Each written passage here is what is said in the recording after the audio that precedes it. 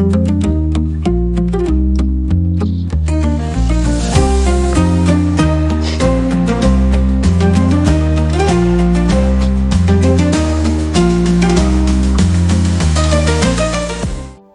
चाहिँ हामीले कोपिलाको प्रोग्राम सँगसँगै तोक्दै किनु भिजाको बारेमा स्पेशल वर्किङ भिजा प्रोग्राम पनि राखेका थियौँ। आज चाहिँ हाम्रो यो कोपिलाको 8औं श्रृङ्खला हो। कोपिलाको 9औं श्रृङ्खला चाहिँ जुनको 13 तारिकमा आउटडोर प्रोग्रामको साथमा गर्ने योजना बनाइरहेका छौँ।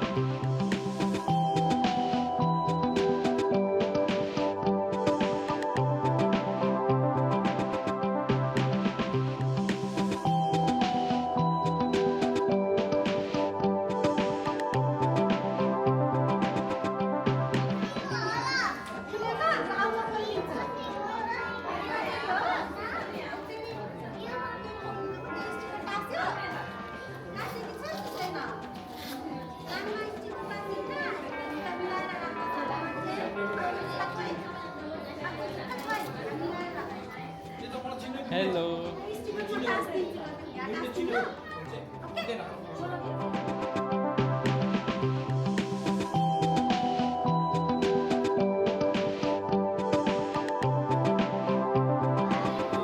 प्रोग्राम सुरु गर्नुभन्दा अगाडि हामी बच्चाहरूलाई गीत गाउने नचाउने गरेर बच्चाहरूको ध्यान आकर्षण गर्ने काम गर्छौँ।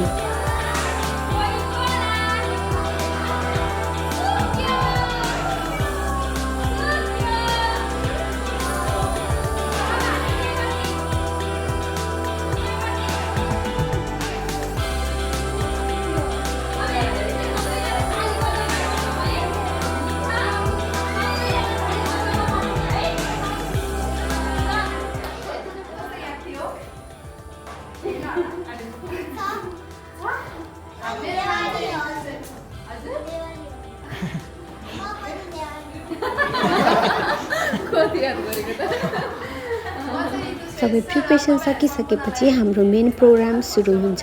हामीले प्रोग्राम जहिले पनि हाम्रो राष्ट्रिय गानबाट सुरु गर्ने गर्छौँ।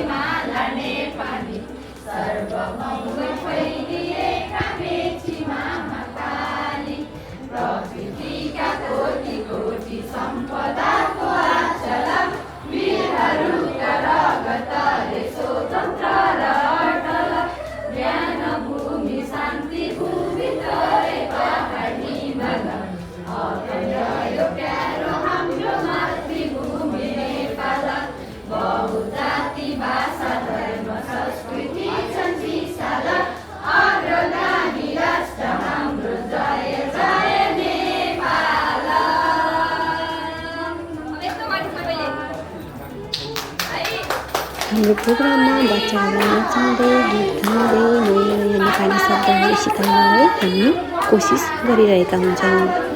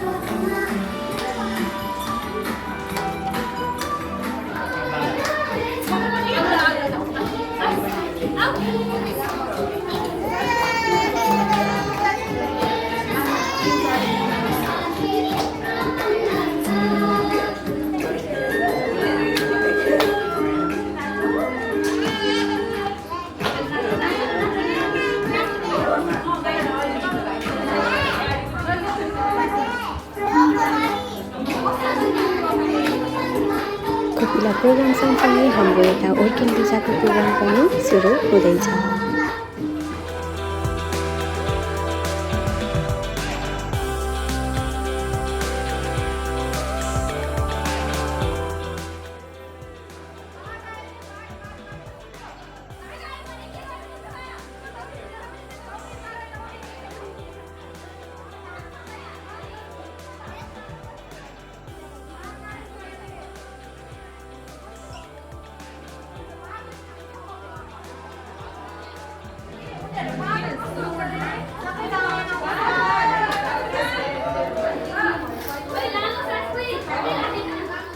हामीले यो सेमिनार राख्नुको मेन उद्देश्य भनेको जापानमा बालबच्चा हुर्काइरहनु भएको प्यारेन्ट्सहरूलाई जापानमा अहिले परिवर्तन हुँदै गइरहेको भिजा प्रक्रिया साथसाथै यासएसडब्ल्यू तोक्ते गिनोको बारेमा केही जानकारी दिने हो। तोक्ते गिनोको भिजा सम्बन्धी जानकारी हाम्रो कोपिलाको भोलिन्टियर म्याम नम्रता म्यामले दिनुहुन्छ। उहाँ पनि हामीसँग एज अ भोलिन्टियरको रूपमा जोइन भएर हाम्रो नेपाली सोसाइटीमा आफूले जानेको ज्ञान बाँड्नको लागि हामी एकअर्कालाई साथ दिँदै यो सेमिनार गर्न सफल भएका हौँ।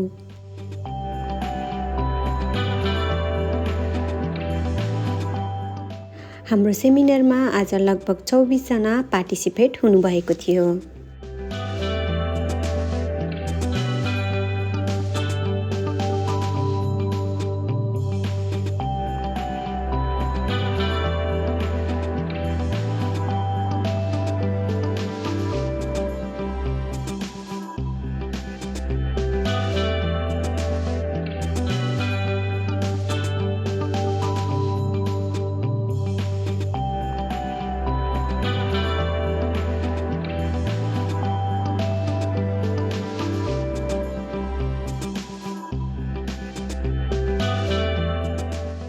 हाम्रो उद्देश्य भनेकै एकअर्कालाई साथ दिँदै एकअर्कामा जानेको कुरा सेयर गर्दै नेपाली कम्युनिटीलाई अझ उच्च र अझै सबल अझै राम्रो बनाउने हो।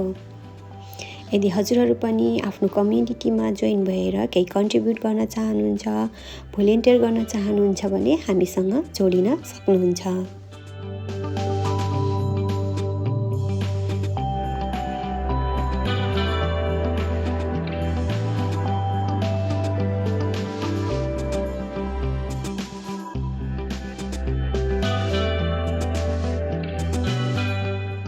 प्यारेन्ट्सहरूको सेमिनार चलिरहँदा बाबु नानीहरूको ओरिगामी बनाउने काम चलिरहेको थियो।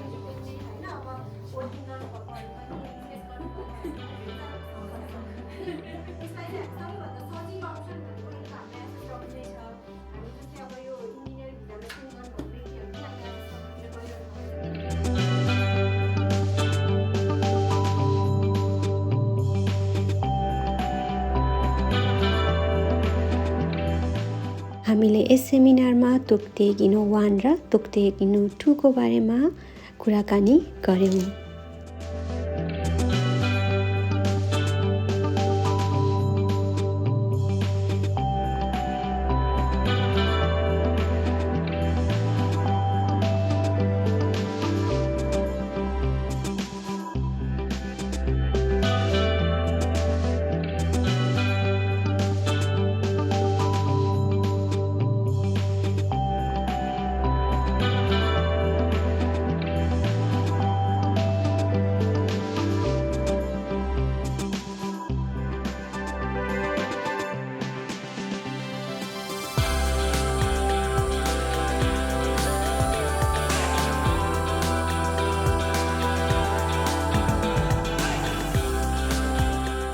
र साथसाथै तोक्ते गिनुको इक्जाम र तोक्ते गिनुको बारेमा एक्सपिरियन्स हुनुभएको प्यारेन्ट्सहरू र भोलिन्टियर मेम्बरहरूले एकअर्कामा आफ्नो एक्सपिरियन्सहरू सेयर गर्यौँ।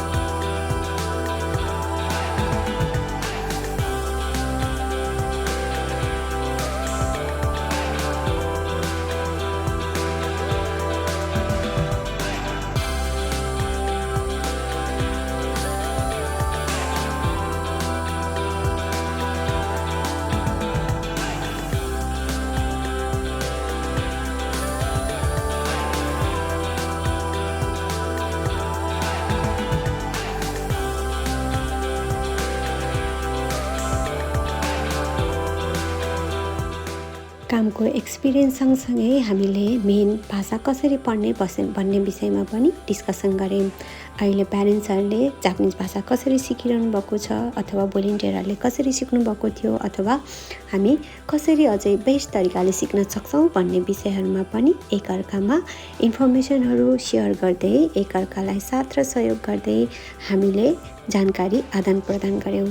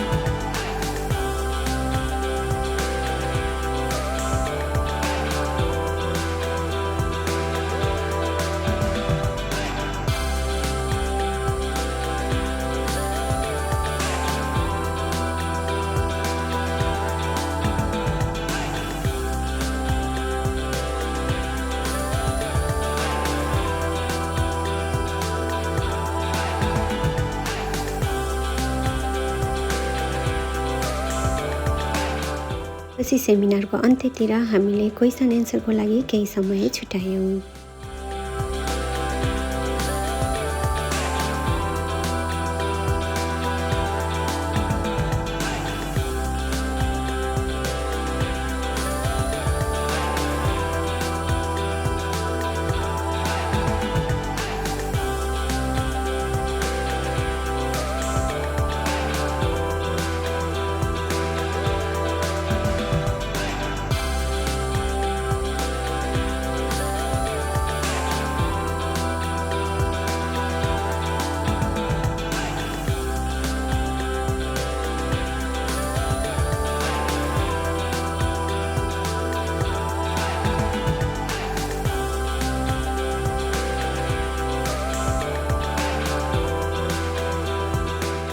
र अन्त्यमा हामीले प्लान गरिरहेको नेक्स्ट सेमिनारको बारेमा पनि केही छलफल गऱ्यौँ। हामीले नेक्स्ट सेमिनार जापानमा हुनुभएको महिला दिदीबहिनीहरूको मेन्टल हेल्थ सम्बन्धी प्रोग्रामहरू गर्ने योजना बनाइरहेका छौँ।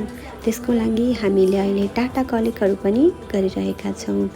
डेटा कलेक्ट गरिसकेपछि जिस्सा यो प्रोग्राममा पार्टिसिपेट गर्न चाहनुहुने महिला दिदीबहिनीहरू कतिजना हुनुहुन्छ त्यसको बेसिसमा हामीले प्रोग्राम गर्ने नगर्ने र कहाँ कसरी गर्ने भन्ने कुराहरू हामी निदो दिनेछौँ।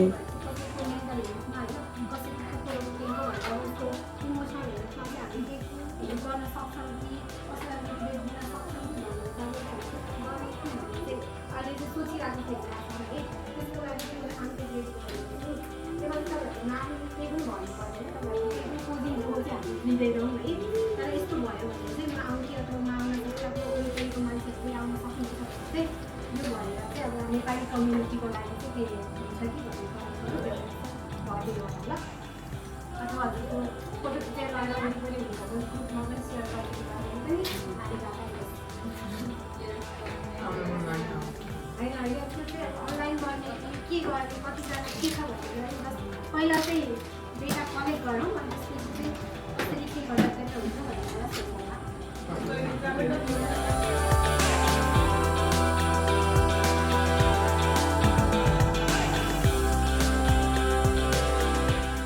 भिडियो अन्तिमसम्म हेरिदिनु भएकोमा धन्यवाद। तपाईहरू पनि हाम्रो यो ग्रुपको पार्ट बन्न चाहनुहुन्छ भने हामीलाई कन्ट्याक्ट गर्न सक्नुहुनेछ।